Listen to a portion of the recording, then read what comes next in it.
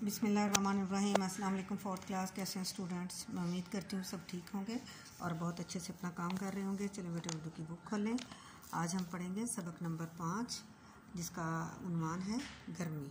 ठीक है, इसकी रीडिंग करते हैं। गर्मी का है ज़माना, तुम धूप में न जाना, आता है यूँ पसीना, दूबर हुआ है जीना, दोपहर को न निकलो, लू लग ना जाए तुमको। लू क्या है? गर्म हवा जो होती है ना, गर्म हवा चलती है उसको लू बोला जाता है।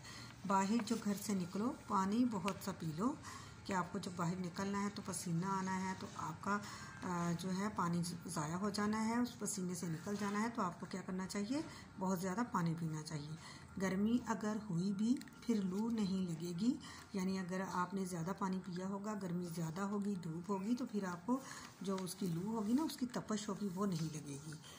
आइसक्रीम खाओ, शरबत पियो, पिलाओ। ठंडी ठंडी चीज़ें खानी चाहिए ना गर्मियों में। आइसक्रीम भी खाओ, शरबत भी पियो और दूसरों को भी पिलाओ। ककड़ी भी आ रही है, मखलूक खा रही है, बागों में आम आए, सबने खुशी से खाए। ये गर्मियों का फल है ना, आम किस किस को पसंद है?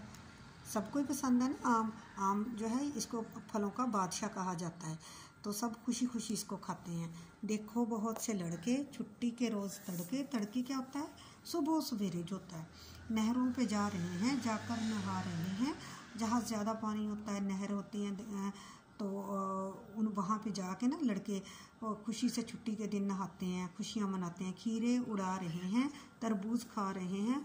खीरे और तरबूज क्या है? ये भी गर्मी के फल हैं, सब्जियां हैं। तरबूज फल है जिससे पानी की कमी भी दूर हो जाती है। तुम भी चलो नहाने, मर जाएं गर्मी दाने। कि चलो तुम भी नहाने, जो जिस्म पे गर्मियों की वजह से दाने निकल आते ना, गर्मी दाने, वो ख़त्म हो जाते हैं। पेड़ों पे सब परिंदे बैठे हुए हैं छुपके, जो धूप गर्मियों की है जिस्म को जलाती। पेड़ों पे, दरख्तों पे सब परिंदे जो हैं वो धूप की गर्मी की शिद्दत की वजह से छुप के बैठे हुए हैं, जो धूप गर्मियों की जिस्म को जलाती। ये काम भी आती, गल्ला भी है पकाती। अगर गर्मियों में इतनी धूप होती है जिसकी वजह से हम कहते हैं हमें गर्मी लग गई है, जिस्म को धूप लग रही है, जला रही है, लेकिन ये बहुत काम की चीज़ भी है धूप।